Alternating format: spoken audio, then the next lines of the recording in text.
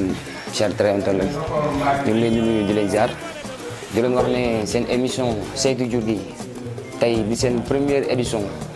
ñu andil leen ko tey si élevage tey ñu doxantoon fii Malika ñëw seet si kan un grand champion boobu mooy kan kooku mooy Seydi Laye fas yéene dafa ko moom suñu première édition ak saytu jur gi fan si Thiaroye Yeumbeul TV tey nag ñu ngi fii si bergerie bi ñu fas yéene ñëw waxtaan ak moom comme gars yi dama la ñu commencé bisimilah dugg si sujet yi xool commencé suñu waxtaan.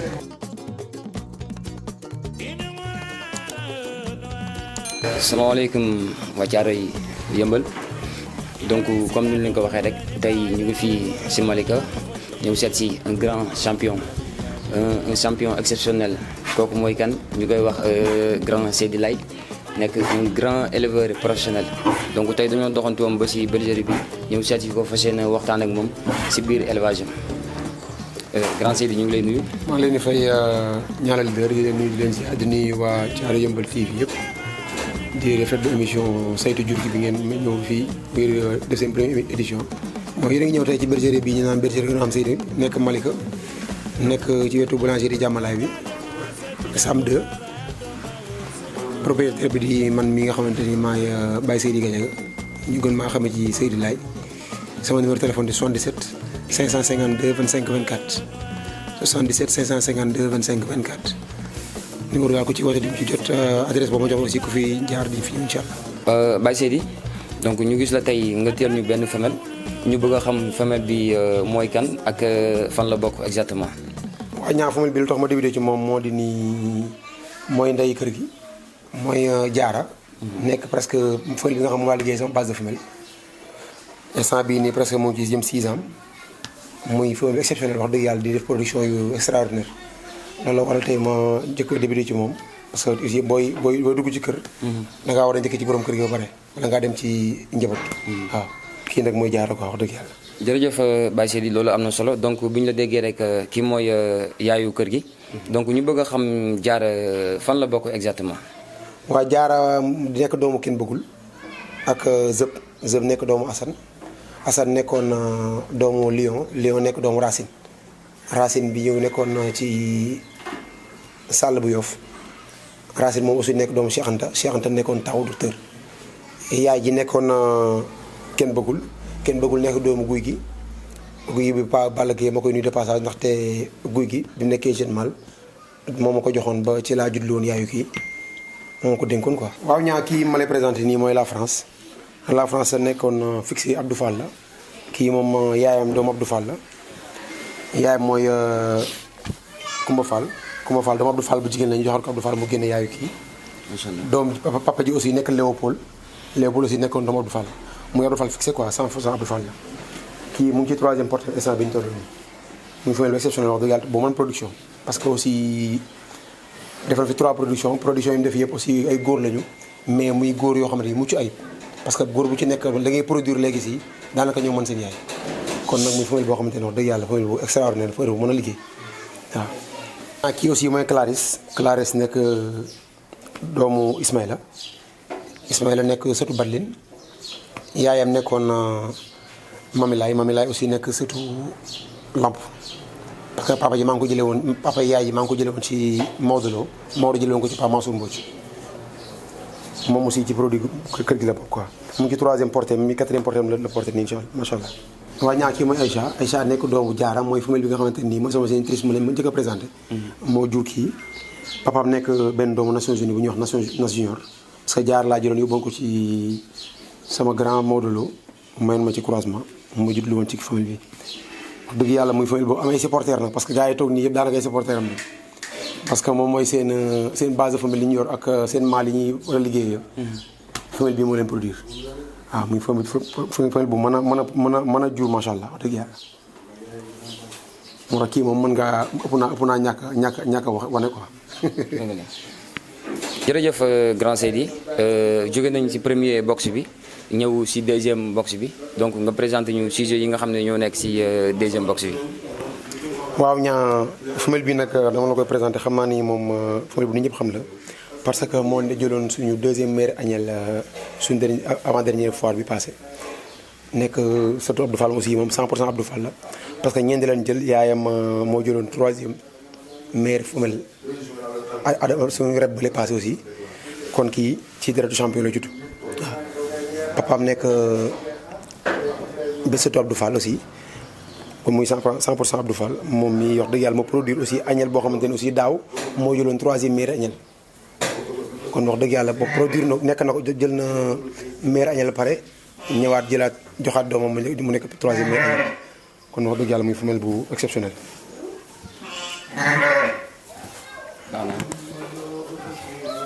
waaw kii moom mooy Rafet Kaar nekk doomu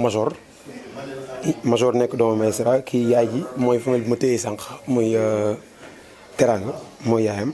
moom moo jëloon 3e meilleure agnelle foire rep 2019-2020 bi muy agnelle bu rafet macha allah waaw. donc jóge nañ ci 2e box bi ñëw fii ci 3e box bi donc ñu bàyyi la rek nga wax ñu sujet yi nga xam ne moo nekk ci 3e box bi. waaw ñaar ci 3e box bi kii nii mooy parisienne aussi sama génitrice bi ma leen njëkk a wan muy jaaram moom moo ko produire ak benn mâle bu ñuy wax Oscar nekk benn sëtu Bachir ma ci nuyu de passage sama mag sama ndijaay Abdou Fall notaire parce que moo ci joxoon croisement ci Oscar ma jublu ci kii wax dëgg yàlla muy femelle bi exceptionnel mu ngi ci benn porte la def mu ngi ci 2e porte nii. waaw kii mooy première dame nekk doomu Boy Talla yaay ji nekk doomu Kaar maa ngi ko jëlee woon ci sama grand dame lu moo ko nuyu de passage kii mu ngi ci 11 mois le 19 passé le 19 bi lay am 11 mois quoi incha allah. waaw ñaa kii moom damay sawar wax ci parce que c'est la championne hors blanc quoi moom moo jëloon meilleure femelle foire rep 2019-2020 bi dernière édition bi. Saladam aussi salon de l'élevage bi nga xamante ni international bi nga xamante ni Adam moom la organisé woon 2020 bi moo parteroon record meilleure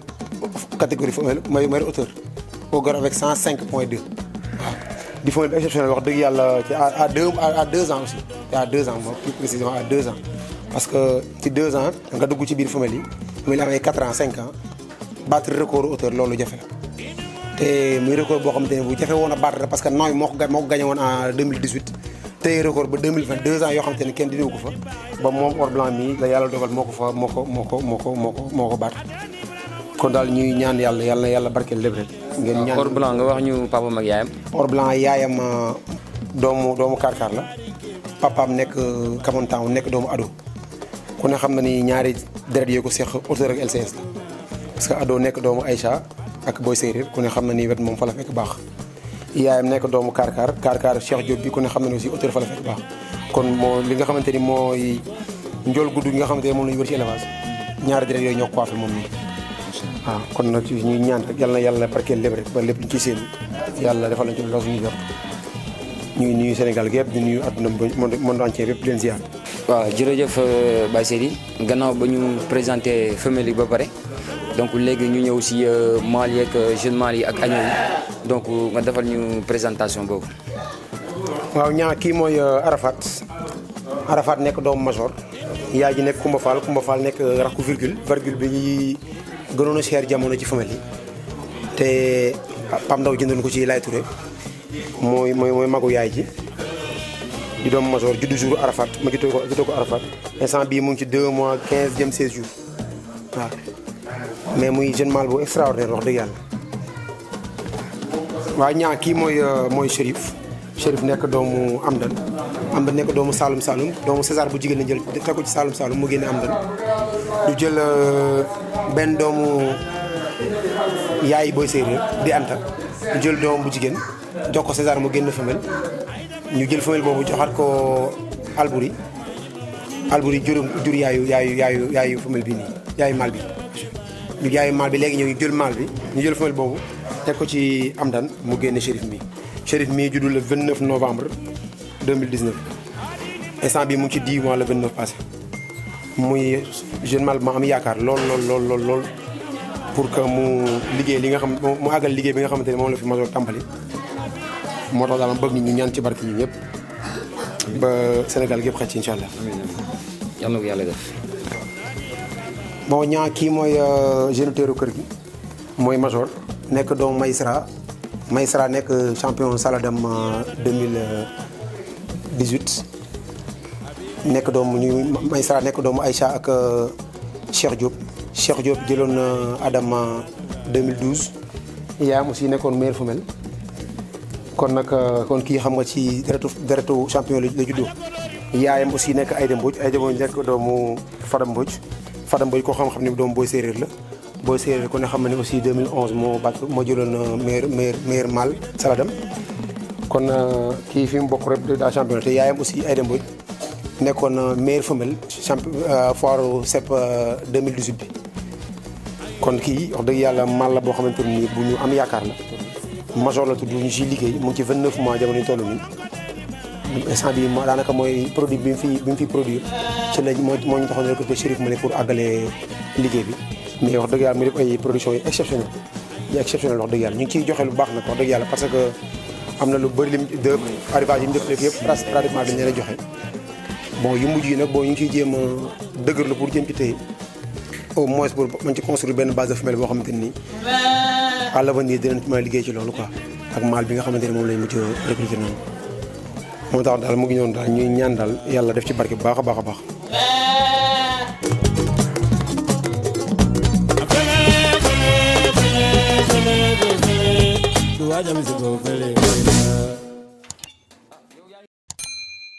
jërë ngeen jëf suñu xarit suñu mbokk éleveurs yi donc comme ni ñu leen ko waxee rek tey waa Thiaroye Yeumbeul TV ñoo doxamtoon ñëw fii tey si Malika ñëw seet si suñu xarit di grand Seydi Laye donc gannaaw ba mu ñu présenté sujet yi ba pare donc ñu ànd ak moom ñëw jéem a waxtaan tuuti si biir élevage am ak li nga xam ne dund na ko aussi donc di wax ne grand Seydi ñu ngi lay nuyuwaat di la bàyyi rek nga nuyu ak téléspectateurs yi. waaw ñu ngi lay nuyu di leen ziar di nuyu aussi waa Thiaroye Yeumbeul TV yëpp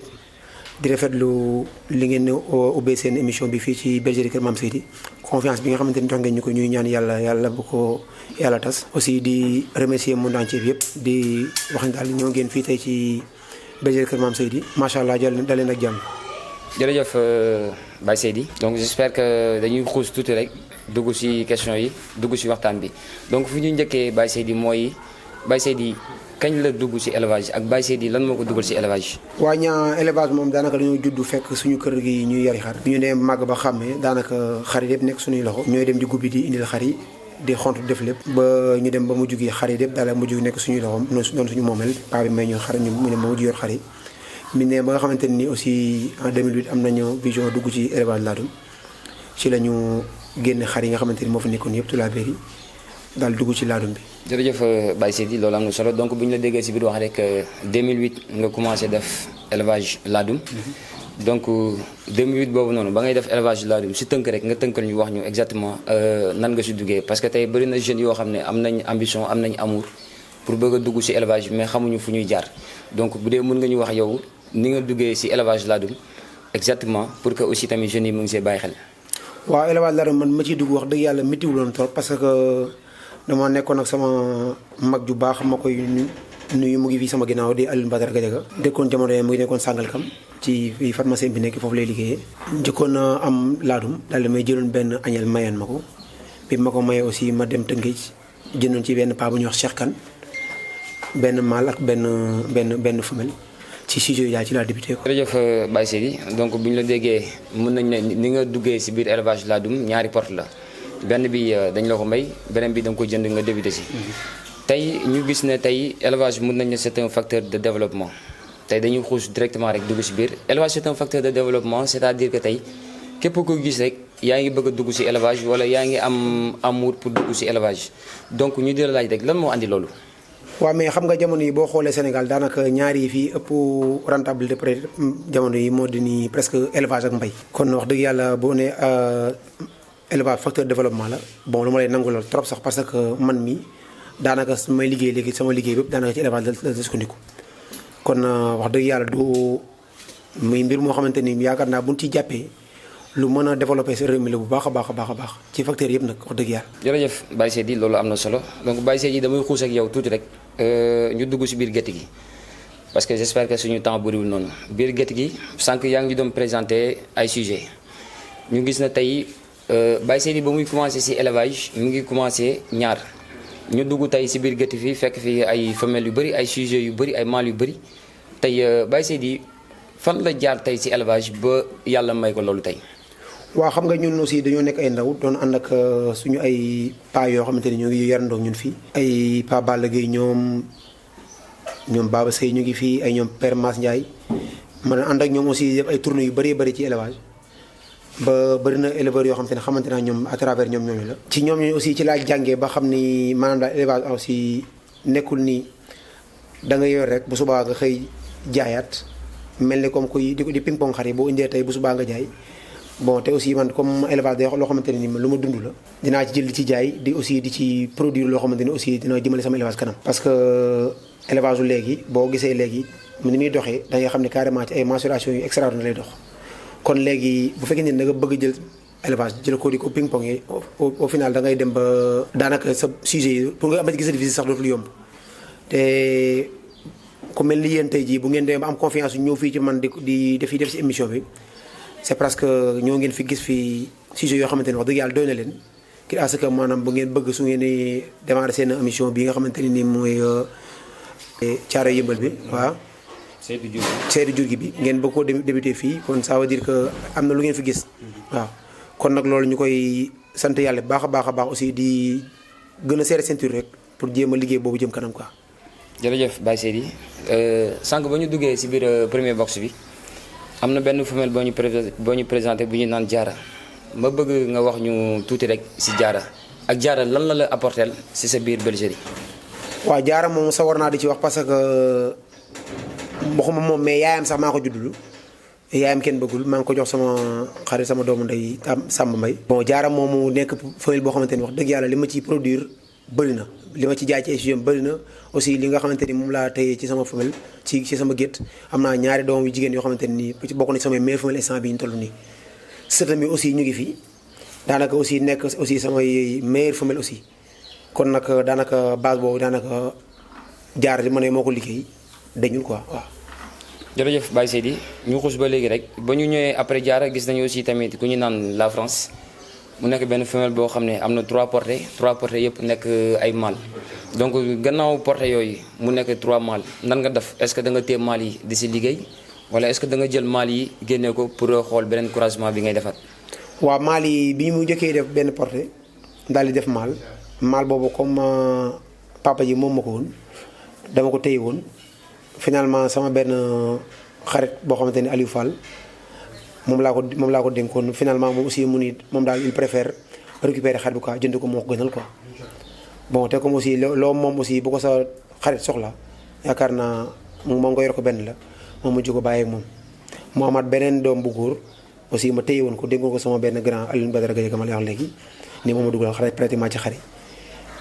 jël ko xar dénk ko xar bi ba aussi ba xar bi nekk këram aussi mu defaat la même chose aussi moom daal li mu ko gënaloon moo doon ni ma bàyyi ko xar bi moom aussi moom mujj ko bàyyi xar bi moom aussi mu ngi def ay production yu extraordinaire këram wax dëgg yàlla. bon lii ma mujjee def ay seex la mu ko juróom sama maal boobu di tayir nga xam te ne daan na tout récemment yàggul début avril passé seex yu góor la woon yooyu aussi jaay naa leen te yooyu yaakaar naa ñi ma jaay yax benn bi après mujj na daanu mais beneen bi aussi mu ngi def production ba tey. macha allah jërëjëf Baye Seydi donc ñu ñëw si ku ñu naan Aïcha mu nekk femelle boo xam ne macha allah bëri na lool ñu ko bëgg donc ma bëgg a xam Aïcha ba xam ndax da nga ko juddule wala soit sujet bu ñu recruter la nga wax ma aussi tamit si ay production am na la demee. waaw Aïcha boobu fi la juddoo doomu Diarra la moom papaam nag moom ma ko dama ci ñaanoon croisement ci Maodo Lo moom mayoon ma ci tëpp ma judduloon ci Aïcha boobu. Aïcha instant bii nii mu ngi ci 4e portem parce que dafa taawloo première dame ma jox ko sama xarit sama rak Lamine Mbaye mu teg ci Mati Diop juróon ko ak major ma tuddee woon ko sama soxna maa ngi ko jaay sëñ Moustapha Ba bi yoroon Mifta ma koy nuyu di ko ziar moom aussi di mu tegaat ci aussi góor Aliou Fall daal di koy jël sama benn xarit bi ma lay wax laa moo la jëloon sama premier mal ba pour aussi mu mën koo liggéey li nga xamante ni mal ba ko njëkkoon jox fa la fa bàyyi mu juraat aussi góor ak major sama grand sama mag sama lépp Alioune Badara Gueye aussi moom laa ko joxaat tuddoon ko grand bar moom laa ko tuddoon bi mu juddoo finalement xar bi daal di màgg am melokaan bi doy waar mu ni daal moom daal da koy mujj jël aussi moom aussi ma jox ko moo tax daal loolu daal la fi jot a produire mais daal wax dëgg yàlla production moom ci mbaar mi xanaa yaa naan joxe ma ko quoi mais moom taxaw ko fi moom wax dëgg yàlla ba nii doomam ci mbaar mi amagu fi. jërëjëf Baye Seydi macha allah loolu am na solo donc Baye Seydi sànq ba ñuy ñëw si bi ñu duggee si biir mbaar bi gis nañ ay sujet yoo xam ne dem nañ foire baat fa record donc si biir foofu balaa may dugg si sujet yooyu rek damay dugg si foire ba pare di wax Baye Seydi lan moo la may fit ba tax nga dem naan da ngay exposer foire. waaw boo ñun foire xam nga su ma yeboo ma ne daa man dama élevé 2 ans après rek presque dem foire parce que dama xamante que waa benn baraag yi ma lay wax ku mel ni Baba Seye Pa Balla Gueye et consort bi may ñëwee en 2010 foire Adam ñun ma pourtant man nga ñëw exposé Adam man la exposé Adam ñun mënoo ñëwal exposé Adam parce que xar yi nga yor ni mën a dem Adam bon ma dégg ndigal daal di adhéré Adam à 50 000 francs jamono yooyu jour bi ma adhéré Adam keroog premier jour boobu moo nekkoon sa tirage box yi ñu tirage juste sama tour génn ma yor numéro 1 nekkoon ci buntu lu bilis fi jamono yi wax dëgg yàlla maa ngi yoroon ay tënk yu rafet keroog lañ njëkk a fay ci xar foofu 1 million yaakaar naa xar bi ma gàntalee waa ji sax benn doomu algor la mu jënd ci abu kon foire wax dëgg yàlla boobu nag laa xam ni kon lii ma gars yi doon dugal du ay caaxaan waaw parce que ku débuté ay xarit 250 000 francs dem à 2 ans ñu fay la ci benn añal de 1 million loolu du ay caaxaan kon maanaam lii nii boo ne facteur de développement la comme dama lay gën a revenir ci question bi nga njëkkoon wax maanaam moo lay wane loolu dugg parce que aussi boo investir jël 250 000 teg tey moom mën laa jural 1 million yaakaar naa loolu du ay caaxaan waaw. jërëjëf Baye Seydi macha allah loolu am na solo donc Baye Seydi ba yàlla defee ñu dem foire ba nga exposé foire ba pare soit dama bëgg nga wax ma rek ñaari côté yi nga xam ne tey dundee nga ko si biir foire mooy au moment ba ngay nekk foire sa première fois ba ngay exposé ni nga dundee si biir foire bi ak ba foire bi jeexee lan nga ban jàngat nga si def. waaw xam nga keroog bu may dund foire boobu wax dëgg yàlla de muy foire boo xamante ni dama ko fàtte moom parce que moo doon sama première édition nga xamante ni man dem naa exposé ci foire ba ma demee aussi wax dëgg yàlla ma am ci satisfaction boobu extraordinaire parce que yàlla xam ma ni keroog jamono yooyu sama box sax pour nga taxaw fa man ci boobu bu ma xool samay xaar dama doon yërndu ndax visite du bëri bi ma ñibbisee aussi li ma am ci ay contacts yoo xamante naa ñoom à travers foire boobu moo waral boobu ba léegi foire Adam dama ko bàyyi moo waral ba léegi nii Adam fu mu tëggee yaakaar naa ne ma awu leen waaw parce que foire moom yaakaar naa ni li muy yokku ci élevage mooy publicité la defal la pare yokku sa visibilité ci élevage te aussi connaissance bi nga ciy am aussi ñu bëree bëri xam naa ne ci élevage à travers foire yooyu la kon foire moom wax dëgg yàlla képp kuy éleveur nekk ci bëgg ci liggéey bu mucc ayib yaakaar naa ni foire moom waroo ko sàkkani quoi waaw. jërëjëf Baye Seydi avant nga di ma wax say record wala avant nga di ma wax sa diplôme yi nga jëlee foire dama bëgg nga wax ma juste rek ba nga demee exposé foire lan moo tax nga jël sa xar yóbbu leen concours est-ce que moment boobu noonu da nga wóoloom sa bopp tellement wala da nga def tour comme gars yi ni ñuy def parce que bëri na éleveurs yi koy def balaa ñuy dugg concours dañuy wër box yëpp natt xool seen bos ak xool bosu gars yi doo ko dugg concours yow lan moo la poussé ba nga tax nga dem dugg concours. non man moom doxewu ma noonu parce que du ma peser soog a dugg concours man li may liggéey sama bergerie parce que fi mooy base bi quoi parce que fii aussi li ma fiy liggéey war naa liggéey parce que tout le temps maa ngi dem visite ci éleveurs yi néew na fi gétt boo xamante ni ump na ma kon jarul yaakaar naa may bàyyi ba ñëw foire di soog a xam lu may def quoi su may dem laay wax la naan carrément xar sàngam su ma àggee nañ dugg concours su ma àggee aussi ne laa koy defee nekkul damay àgg gis xar boo xamante ne moom man bii tax man du ma dugg non su may dem laa naan dina dugg su ma demul laa naan du duggul ba ci suñu dernière édition foire bii nii bi may dem dama ne carrément su ma àggee or blanc mooy dugg ak rafet car ñun ma major ma leen non major duggul te pourtant boobu à 21 mois espoir la woon mensuration bi yoroon bu duggoon espoir day classé force mais nag bon décision boo xam ne jël naa ko bi may dem moo doon ni su ma demee or blanc mooy dugg ak rafet car su ba ma àggee aussi ñaar ñu laa dugal ba yàlla may ma ndam ci ñooñu. jërëjëf Baye Seydi comme bu ne déggee rek yow sa programme moom fii nga koy defee avant ngay àgg foire ba donc ñu xuus rek dugg si biir foire bi gis nañ ku ñu naan Teranga am record bu mu fa battre ku ñu naan aussi tamit rafet car moom aussi tamit macha allah ku ñu naan or blanc léegi ma bëgg rek ma bàyyi la yow sa bopp sujet yi nga xam ne yëpp jotoon nga ko dugal foire ba yàlla may la si ndam nga limal ma leen benn par benn ak kenn ku si ne record bu mu battre wala kenn ku si ne médaille bu mu am. waaw rafet car parce que ay femelle bi ma njëkk a dugal sama première édition rep maa ngi dugal benn agnelle bu ñu doon wax taaw boobu joxe naa ko léegi mu ngi ci sama xarit sama mbay moo jëloon foofu 3e meilleure agnelle première édition foire rep ba bi ñëwee deuxième édition bi ma dugal rafet car nekkoon 2e meilleure agnelle aussi 2e édition foire rep bi ñu jógee foire rep boobu ñu dem foiru fekke ma bu Kër Massar bi rafet car daal di classé 4e parce que foire boobu dañ doon natt maturation yu xari à 9 mois mu ngi defoon autour au garrot 96 centimètres L16 mu defoon 136 à 9 mois daal di classé woon 4e bi ñu ñëwee aussi foire rep 2019 2020 bi 3e édition bi ma ñëw indi rafet car mu jël 3e meilleure agnelle ma dugal or blanc mu daal di jël meilleure femelle battre record bi ak hauteur boo xamante ni 105 la woon jamono yooyu en janvier 2000 décembre 2019 daal di nekkoon champion rep jusqu'à présent nii bi ñu dem Adam nag boobu mu ngi woon presque ci janvier presque 1 mois après ñu dem Adam bi ñu demee Adam ma dugalaat ko concours femelle bëri na sax ñu waroon naa man jëroon ko dugal femelle parce que comme gagné na fee jëroon ko dugal fi man leen non parce que bi muy gagné fële ñu bëree bëri parce que dañu woon 105 yi wóoru te en plus ñaari foire yi dañoo bokkul. voilà ñaari foire yi bokkul te aussi nit ñi dañu ñëwoon li mu rep dañoo battre record foofu rek parce que comme defoon nañu ko ci Menke gagné woon fii record 114.5 yi. élevage gépp ni dañuy coow rek mais loolu amul. rep foire banlieue bi mën la génne yooyu maturation. kon suñu ñëwee ak suñu 3e édition or blanc daal di ñëw daal di génne hauteur 105 te hauteur bi mu ngi plafonné woon ci 102 ñii ni am na ñii ni amul kon soo demee Adam ëkku rek dama jàppoon dañ naan lii lu ñu falsifié la woon. kon da nga demoon def la confirmation. voilà ma dem pour def confirmation. bari na ñoo xamante ne bi ma nee naa dama leen damay confirmer te j'en suis sûr et certain que ne su yokku du wàññi ko.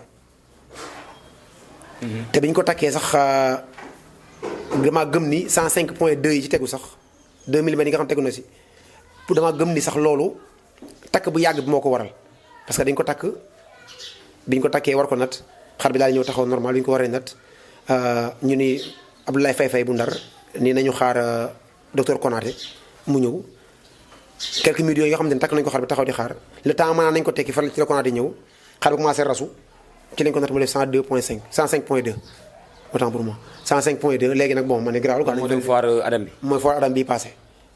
ba instant bi ñu toll nii record auteur femelle adulte moom or blanc bi moo ko tenir waaw muy record boo xamante ni wax dëgg yàlla bu fi jafe woon dindi la parce que naw mi moo ko fi jëlee woon 2018 la woon ba léegi 2 ans gi nii yoo xamante ni record boobu kenn battre ko ci concours officiel waaw. donc bu ma la déggee rek grand Seydi fii ñu nekk nii tey muy bergerie Mame Seydi. tey fii la femelle boo xam ne tey moo battre record Sénégal di femelle boo xam ne moo am hauteur 105.2. donc mu nekk aussi record boo xam ne tey boo koy wër fii doo ko gis wala mu nekk femelle boo xam ne tey boo koy wër fii doo ko gis donc loolu dañ ciy jàngee rek ne élevage maanaam dëkkul fenn maanaam champion mun na juddee fu ne. xeebul mbaar. donc tey yow noo jàngatee loolu. waaw mais xam nga mooy li ma la wax léegi rek maanaam champion moo xeebul mbaar xam nga élevage moom maanaam loo ci gis liggéey rek moo am solo. ñun ñëpp na bëgg-bëgg yi leen yor ak nar-nar yi mais li sotti yàlla rek moo xam. kon nag maanaam dañuy jël li nga xamante ni moom mooy suñu bëgg-bëgg mooy élevage bi ñu rey xarit suñu tànk tubay ba la lu ñu ci yàlla bettee rek muy suñu mbégte quoi. waaw parce que élevage moom ku ne xam na ni liggéey rek moo ci am solo boo dee liggéey aussi jox xare gëdd bi nga leen war a jox yaakaar naa ne yàlla moom du neenal ko sonn quoi waaw. jërëjëf Baye Seydi loolu am na solo comme donc tey dañu naan képp koo xam ne tey daw nga dem seeti recordu mâle bi nga xam ne Adam moom la génnee di 1m20. da nga daw aussi seeti recordu femelle bi nga xam ne moom la génnee di 1m5. foofu de 1m5.2. donc loolu aussi boo ko bëggee gis tey fii ngay ñëw di bergerie Mame Seydi ñu koy gën a xamee di Baye Seydi ñu gën ko xamee si Seydi Lay donc ñu Baye Seydi tey gis nañ fi sa biir gétt nga samp fi tey ñaari mal ñu bëgg a xam selon yow nan nga fas yéene liggéeyee wala nan nga fas yéene croiser ak sa ñaari mal yooyu. gis nañ fi Cherif mu nekk benn jeune mal boo xam ne macha allah si ay statistique si maturation am 10 mois toll nu ko neex ñu gis fi aussi tamit ki nga xam ne mooy Major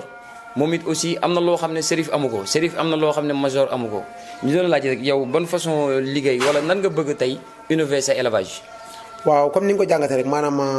dañoo dugal Major muy mal boo xamante ni wax dëgg yàlla ku ne xam ne day liggéey auteur aussi bàgg da koy taw bu baax aussi da def doole bon suñu ñëwee nag bëgg aussi lu yokk liggéeyam dañuy indi mal boo xamante ni moo ñëw complété li nga xamante ni moom la fa war a produire parce que élevage moom benn mal rek mënul lépp benn mal aussi mënul lépp parce que deret yi xarit dañu wuute te ku ci nekk boo dee def lii aussi sa morom mu ngi def leneen. Major fan la bokk. Major nekk doomu Maïsra mooy papam Maïsra kenn du ko présenté yaakaar naa ci élevage Sénégal parce que record bi ngay wax léegi sax record auteur bi ngay wax ni moom lañ battre Adam bi passé ak 120 doomu Maïsra ci boobu moo ko jël mu ñuy batuñi aussi LCS bi ñuy wax yaakaar naa 170 LCS doomu Maïsra moo ko defaat muy ma ko sëy waaw kon yaakaar naa ni côté maturation moom boo ci lambee Maïsra da nga koy daj waaw parce que yaayam Aïcha moo fi doon def LCS bu extraordinaire papam Cheikh Diop doo fi bind auteur boo xamante ne macha allah kon maanaam ñaari famille yooyu ñoo seq Maïsra aussi bu wëlbatiku ñu teg ko ci benn doomu Fadam Mbodj Fadam ku ne xam ne doomu booy séeréer la te doomu booy séeréer ku ne xam ne aussi LCS aussi forme la woon boobu bi mu fi jógee yaakaar naa ne record bi mu fi jógee Nations Unies la bàyyi muy record bi ba yaakaar naa su ma juumul 2018 lañ ko record boobu soo ko daan kon Major da bokk na ci giir goo xamante ni wax dëgg yàlla giiru champion la te aussi muy production boo xamante nii képp ku ñëw boo nee jàkk ci doom yi xam ni carrément kii jurkat la parce que li élève xaru tay lay jur xaru tay lay jur parce que xar yoo xamante ni wax dëgg yàlla dañu am lumière bu extraordinaire lay def ay maturation yu terrible boole ci kon nag maal boobu maanaam soo ko yoree sa gétt mu lay produiral waroo toog rek ëkku ci loolu da nga war a jël au moins yow xoole beneen maal boo xamante ni mën na complémenter li muy liggéey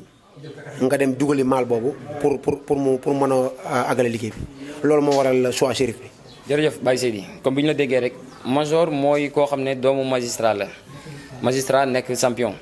tey bu ñu nee tey Major kan mooy magam ñu ne bâtonnier nekk meilleur mâle auteur kan mooy magam ñu ne Makhoussey nekk meilleur mâle LCS donc ñu jàpp ne comme lépp loo xam ne mu ngi si ñoom rek si auteur si LCS tey boo ñëwee si Major nga gis ko fi ñu gis ne aussi tamit dugal nga kii ñu naan Cherif tey mu bëgg a àggale liggéey bi nga xam ne tey Major moom lay def mais tey nan nga ko fas yéenee def da nga bëgg a jël ay doomu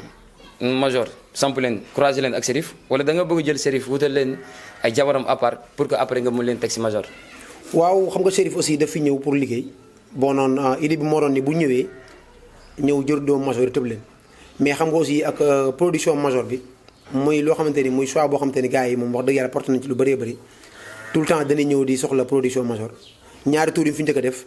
instant bi bu Cherif ñëwee normalement waroon na fekk doomu Major kese yu jigéen yu mat la fa waroon fekk di tëb mais jamono ñu toll nii ñaari doomu Major yu mat a tëb ñoo fi des parce que lem moo njëkkoon a produire ñaari tour yi njëkk yëpp daanaka yooyu yëpp dama leen mujj jaay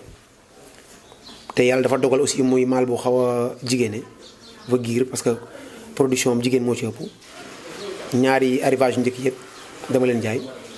ba ci rafet kar laa fi mujjee tey ak beneen doom bu jigéen ñoom ñaar laa fi jot tey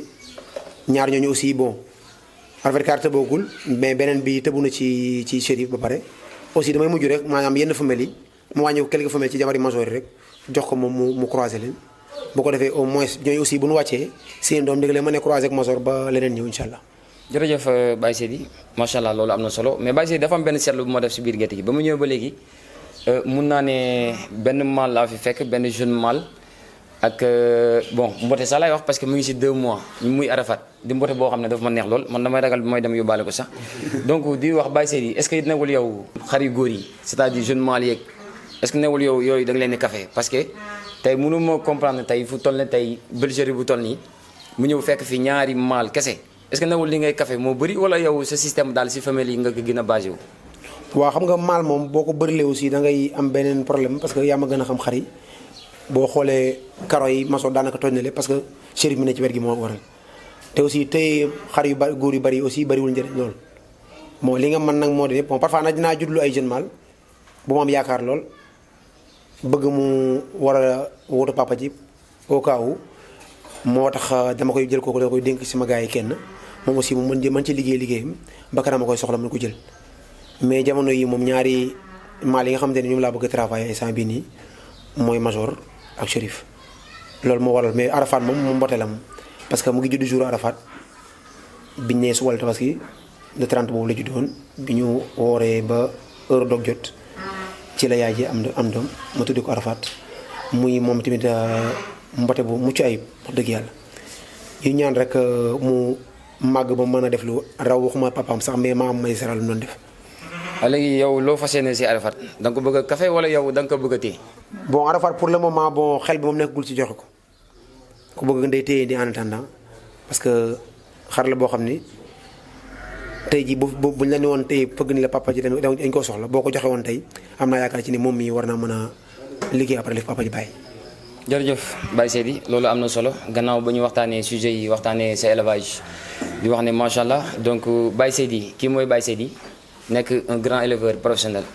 des fois bu ñu ne grand éleveur nag ñu bëri dañ koy bañ mais man ku may tuddee grand éleveur mooy ki nga xam ne dafa exposé lu toll ne Adam ñu ko naan en même temps Saladam su ma juumul di benn foire boo xam ne c'est international boo déggee international mooy tey bépp pays dañuy ñëw exposé tey su ma neexee sax ne en Europe dañuy ñëw lu tax su ma nee en Europe dañuy ñëw mooy am na tey ay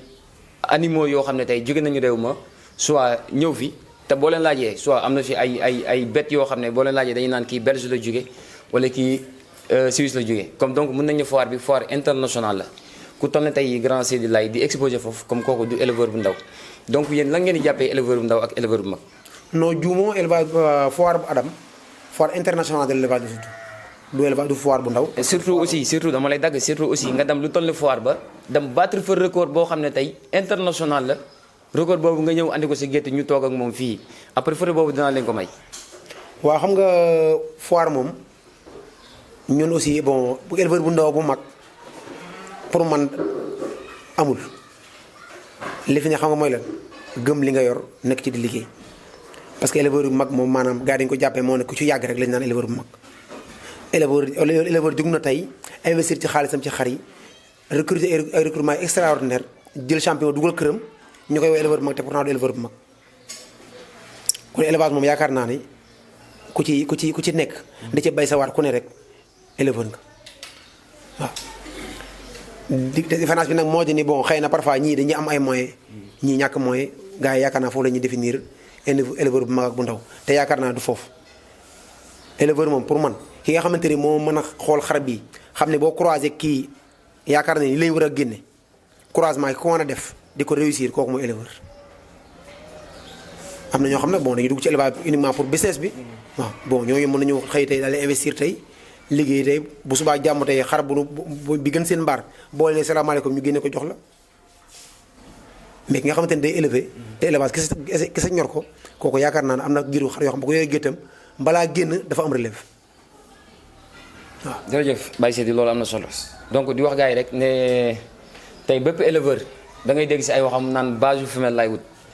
di wax rek gars yi képp koo xam ne soxla nga base yu femelle tey. boo ko mënee jëleewul fii këram Baye Seydi moo ko gisuma foo koy jëlee parce que record bi fii la ne loolu nag ndam la loolu nag sag la surtout nag mu nekk loo xam ne ndamu banlieue bi la aussi. di wax ne rek Baye Seydi est-ce que mën nga ñu wax élevage ban teranga la defal teranga bi si maanaam entre ay nit ak nit teranga entre li nga def yow en tant que yow personnellement ak teranga ak li nga xam ne séq nga kaak képp koo xam ne rek yaa ngi si biir élevage. bon li ci juutu mooy xame bi nga xamante ne moom la ma apporté bon bari na ñoo xamante ni xamoon naa ak ñoom miinante ak ñoom bu baax a baax te à travers élevage bi la parce que fii Sénégal kenn mënul lépp parfois am na looy bëgg a lijjanti ci dëkk bi sax mu xaw a jafe sa xaritu éleveur boo xamante ne mu ngi ci branche boobu boo ko gisee rek daanaka loolu yomb ci yow te loolu lépp à travers élevage bi moo ko waral aussi bon wax dëgg yàlla mbir boo ci liggéey ba mën la yoral sa kër ku ne xam na ni wax dëgg yàlla teraanga gën la weesu loolu parce que aussi yor njaboot te à travers jur gi nga la yàlla wërsëgale loo leen di jox lu ceeb ci nga koy jëlee kon yaakaar naa ni teraanga mën la romb loolu parce que njaboot moom yaakaar naa mooy lépp mooy lépp. jërëjëf Baye Seydi loolu am na solo da nga wax na Baye Seydi j'espère que ñaari question moom dese ak yow benn bi mooy lan ngay conseiller les jeunes éleveurs ñi nga xam ne tey ñu ngi doog a dugg ci élevage xamaguñ ci lu bëri ban yoon nga leen di teg. yow ma leen teg daal moo di ni ñu jéem a am fulla ci li ñuy def xam ne daal élevage moom wax dëgg yàlla li gaa yi naan du ay caaxaan moo di ni ñu jéem ci xar seen tànk tubay liggéey yi te aussi moytu ay clan yu mel noonu quoi parce que élevage maa gëm ni man gis nga xar bu baax mooy jaay boppam yaakaar naa takkal nit rajo yi wala ngay naan ngay beddi ko xam ne kii Seydou Laye la sequleen lu mel noonu tax nga ut ay clan bu bëggee def dara nga jëm ci xëpp suuf yaakaar naa loolu aussi doxalul dara te aussi du teye da nga ciy ñaaw te tey lu war a am def faw moom ko nit ak wërsëg moom yaakaar naa ki mën a ko xañ kon moo tax éleveur yu ndaw beeg bi ki dugg démb ak ki dugg tey yëpp ñoo bokk yem ci loolu moo di ni ku ci nekk na nga bay sa waar def li la war ci mbir yi te xam ne wërsëg moom yàlla moo koy joxe kenn mën la lekk loolu sa wërsëg aussi wërsëgu jàmbur aussi kenn mënu ko lekk waaw. jërëjëf Baye Seydi loolu lu wér la moo la déggee rek moom la olof Njaay naan garab bu nar a doon penc loo bi du ko gis ba di ko gor nit bam bu jógee pour yàqal la yàlla noppi na démb tey soog a ñëw donc di wax Baye Seydi ma bàyyi la nga tëj ak li nga xam ne tey mooy sa dernier mot ak li nga xam ne tey moom ngay conseiller say moromu éleveur aussi. waaw ñaa di la sant di la gërëm bu baax a baax di gërëm waa kër gi aussi parce que waa kër gi moom daanaka di leen sant di leen gërëm di leen jéggalu parce que ku ne xam na coono ci xar su ma xëyee sax 15 jours may sang xar yi génn leen ci cour bi ñu yendu fi ñoom ñëpp yendoon na fa nit ñi bon léegi ñu neefare cët bi nit jóge ci jàll mu taqal sa tànk léeg-léeg ñu même fi déranger nit ñi te aussi loolu lépp wax dëgg yàlla waa kër gi ñu ngi koy muñloo xar yi parce que xam nañ ni wax dëgg yàlla ñoom sax léegi ñoo xar yi parce que benn lañ ci kër gi ñoo considéré seen bopp comme considéré xar yi comme ay dëkkandoo ci kër gi te aussi doo ci gis kenn koo xamante ni dina la xool ba tub xar mi def na lii wala xar mi def na nga sol noonu à travers paa bi nga sama papa nga xamante ni mooy kilifa kër gi di ko sant di ko gërëm di ñaan yàlla na ko yàlla yàggal bu baax a baax mook sama yaay ak sama tante di sant aussi suñu soxna yi ci kër gi jeeg ji nga xamante ni ñoo fi sëy di sant sama mag bu jigéen mu ngi fi aussi Xadi Gajaga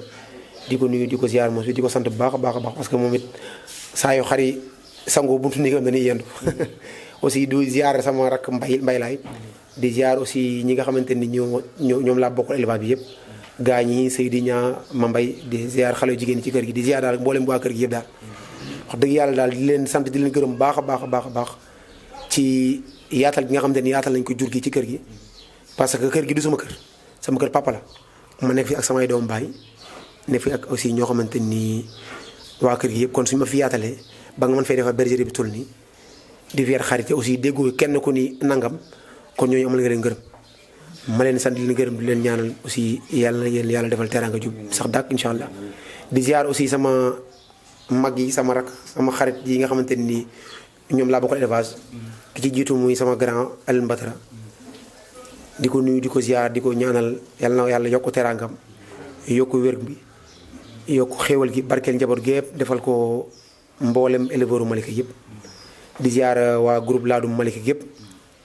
ku ci ne ma leen nuyu di la ziar la jox sa waa jooy xam naa ni affaire bi maa ko yëglewul sax ne sinon kon duñu xat fii parce que gars yi tout le temps fi mooy seen waxtaanukaay mais xam nga rek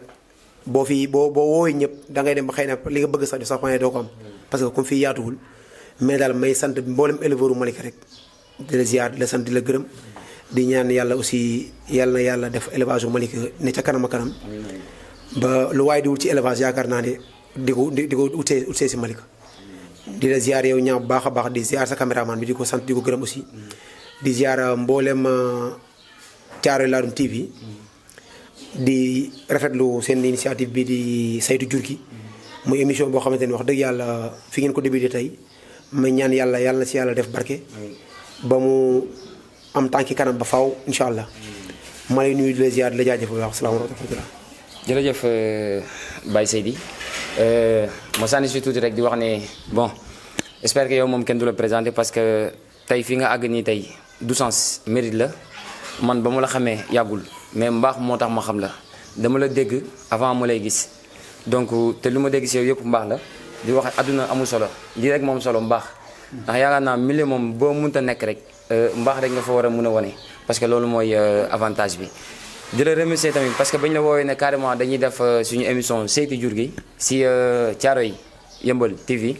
donc bu la nee xam nga ne ah ñaa est-ce que doo njëkkee feneen mais da nga ma ne ñëwal loolu dama si ànd ak fierté dama si ànd ak contenté comme yow ñu ngi lay gërëm bu baax di la sant bu baax a baax di wax ne tey waa Thiaroye Yeumbeul TV donc suñ première édition bii nga xam ne mooy saytu jur gi bi ñu dem def tey fii si Malika si grand Seydi Lay donc di koo xam ne mun naa ne lu mu ne tey champion yëpp dañuy ñaan yàlla ñu wër si ko Malika yàlla def na ko ba pare parce que yaakaar naa comme li mu wax bépp éleveur base femelle ngay wut te base femelle baa ngi fii si Malika fan la nekk si Malika mu ngi fii ñu toog donc di bàyyi Seydi Lay numéro téléphone bi danañ ko affiché foofu si suuf pour képp koo xam ne soxla nga ko rek boo ko contacté si numéro boobu noonu da nga ko jot donc émission bi ku leen ko doon présenté di ñaan le leader donc ànd ak sama caméraman ñu koy wax DPR Pro waaw moom it boo leen ko bëggee jot mën ngeen ko contacter si 77 414 29 61 wala 77 811 49 21 donc di leen wax gars yi ñu ngi leen di jox beneen émission encore si kanam di wax ne éleveurs yëpp nag nañ préparé parce que jotaayu jur gi bàyyiwul éleveur bu nag bu mag bàyyiwul éleveur bu ndaw c'est pour tous les éleveurs amul xaaj ak seen di leen wax ne donc xam naa ba prochain dimanche pour suñu deuxième édition di leen jaajëfal bu baax et merci beaucoup. waaw asalaamaaleykum ñu ngi leen di nuyu di leen dalal di leen ziar di kontaan ci seet si mi ngeen ñu seet si man Alioune Badara Gadiaga laa tudd di pharmacien installé Sangalkam depuis 2001 Seydi mii nag nekk sama rak nekk sama xarit. mais en même temps éleveur nga aussi. waaw éleveur la maa ngi ci. wax ñu fan ngay éleveur maa ngi ci élevage bi comme dugg naa ci depuis 2006. waaw pas en tant que professionnel mais mu nekkoon sama passion rek ma commencé ko Sangalkam indi ko Malika. waaw li ñu gën a boole nag mooy loolu moom ay rakkale ci man mais élevage daf ñu boole parce que ñoo bokk ñaari maam. muy maam Seydi Anta mi ñu ko tuddee ak maam Doudou mi jur sama papa. donc muy sama xarit papa am tim di sama papa di sama xarit kër gi di sama kër. waaye li may wax rek élevage ñu boole mais moom it yaram ak xol bu rafetam ak bëgg a partage moo ñu boole. tey li mu la wax nii boo duggoon sama mbaar loolu laa lay wax dama naa la li la Seydi wax rek tegaat ko. waaw lu mu wax ni la ba ma ko génnee grand bi laa ko jox wala grand bi bu ko bëgg ma jox ko ko kooku ku rëyul xol doo ko man dama dégg maire Fatou Doumbouya nga xam ne moo juddule woon Cheikh Diop di wax ni moom képp kuy élever rek day jàpp ni ku baax nga. waaw parce que nee na daal élevage ku koy def xar ni mu mel mënul la wax ay mbee lay def nga mën ko comprendre ba koy toppatoo ku rafetul xol doo ko mën. Seydi nag baax na gépp baax ñëpp ku fi jaar mën nañ ko témoigner damay dégg sama papa ni ma ñett yi boo déggee boo séenee nit bëgg ko nee na jëmm ji moo rafet. waaw nee na boo déggee turam nag bëgg ko tur woo moo rafet mais boo jaxaseeg moom bëgg ko jikko ja moo rafet. waaw donc Seydi bu booloo boo ko séenee bëgg ko boo déggee tur wi ñu tudde ko maam Seydi muy taawu Seydina Limaamu alayhi salaam di Rawala Isa mooy photo ba la jëmm jële ngeen xool. xam ni moom tey ak démb la mu tudde ko bergerie bi mën na barkeel mais boo jaxaseeg moom nag bëgg ko ci jikko ak yar. waaw damay wax ne élevage moo diine yam diine rek moo amul mag toogal fële xale toogal fii wàcce kaamil da ngay gis xale bu tuuti yor jukki nga gis mag toog ci touche bi. élevage tim noonu la da ngay gis xale bu tuuti def ci résultat nga gis mag topp ci gannaaw. waaw man de maa ko mag fuuf waaye moom sama coach la sama entraîneur sama conseiller la. waaw fu mu dem nag day wax ni maa ko bu njëkk a may laa du waaye la ma ko may moom lim ci teg ak la mu liggéey ci gannaaw man liggéeyuma ko vraiment di ko ñaanal di ko sant di ko gërëm te damay wax ni nit boo amee sa ngërëmul waajur leneen lu waay indi bénéfice mais li bon nag mooy am ngërëm ci biti te amoo ngërëm ci biir te moom yàlla def na am na ngërëm ci biti am na ko ci biir yàlla na ko yàlla sàmm te vraiment banlieue la nekk di fierté banlieue. waaw asalaamaaleykum maa ngi leen nuyu di leen ziare di leen jox seen wàccuwaay man maa ngi tudd Samba Mbaye maa ngi yare Malika. waaw comme Seydi Lay leen dalal moom wax dëgg yàlla fii si bergerie kër maam Seydi ñun moom wax dëgg yàlla Seydi Lay moo ñu dugal ci xar yi moo ñu teete moo ñu teg si yoon mooy suñu coach su daal tey nag buñ koy dalal fii si bergerie Kër Maam Seydi wax dëgg yàlla yoon la ñu ñëw xamal Seydi Laye ni mu ñuy jàppalee ak ni mu ñuy dimbalee si jur gi. bergerie Kër Maam Seydi moom wax dëgg yàlla amul tànki ginnaaw tànki kanam la am te day jàppale jeunes yi bu baax a baax te Seydi Laye dafa yaatu torop man fii kër gi amul guddi amul bëccëg saa yu ma fi soxlaa ñëw rek dama fiy ñëw te wax dëgg yàlla xar yi muy yar am na ay champion yu baax a baax man li nekk sama gét lépp moo ma ko jox na ma doomu major ma jënd ko mbote mu ñëw bu tëboo du jàpp moom daal daa xëy rek yàpp beneen jeune mâle si jox ko baram sere dina ko demal yóbbu ma ne ko lii nag mënuma xar bi am daal comme bu tëbee du jàpp tamit jëlal bii ma ne ko léegi loolu lu muy demee man loolu parce que man xar bi bu ma koy jënd mbote laa ko jëndee mënuma mais daal yow daal jëlal rek bul wax dama ne ko lu ma lay dolli mënuma non sama diggante yow amul loolu donc di leen xamal ne ki ngeen seeti champion la man li ma jox moo gën sama gétt te sama lépp moo ko yor xar bu nekk sama gétt rek su ma joxul yaayam moo ma jox baayam lii duuf si maanaam li ma bëgg a wax li xajul si ci li di leen xamal daal champion la waa kër gi tamit ñëpp ay borom baax di ñaanal bergerie Kër Maam Seydi yàlla na jëm sa kanam laadum Malika tamit nga xa jeunes yi fii nekk di yëngu ak seen télé bi nga xam ne moom ngeen tijji mu nekk Caaro Yëmbal TV tamit yàlla na koy jur gi laadum ok saytu jur gi yàlla na jëm sa kanam a kanam yàlla na yokk ba ñëpp yokk ba mu nekk ay télé yu mag a mag